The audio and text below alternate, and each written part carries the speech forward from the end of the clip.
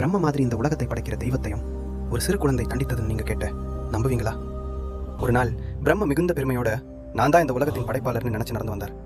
அப்போ சிறு வயதில் இருந்தாலும் ஞானம் நிறைந்த முருகன் அவரை நிறுத்தினார். முருகன் சிறிது கொஞ்சம் கேட்டார். ஓம்னு சொல்லும் இந்த பிரபஞ்சத்தின் முதல் ஒலி, அதோட உண்மையான அர்த்தம் என்ன? அந்த கேள்வி கேட்ட உடனே பிரம்மா முகம் மாறி போச்சு. 4 முகம் இருந்தாலும் ஒரு பத்திலும் வரல. அவருக்கு தெரியாது. அதை பார்த்த முருகன் சில நிமிடங்கள் அமைதியா நின்றார்.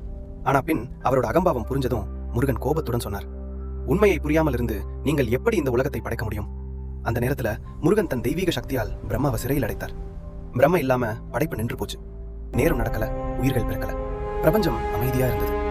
இதை பார்த்த சிவனை வந்து முருகனிடம் கேட்டார், இது தேவையா முருகா? முருகன் அமைதியா சொன்னார், உண்மை தெரியாம இருக்கிற ஒருவர் படைப்பை நடத்துறது சரியில்லை. அந்த வார்த்தை கேட்ட சிவன் சிரித்தார். என்ன, அந்த நாள் முருகன் ஒரு குழந்தை இல்ல, அவார் ஞான ஸ்வரூபம். மேலும் வீடியோ லைக் பண்ணுங்க, சேனலை சப்ஸ்கிரைப் பண்ணுங்க.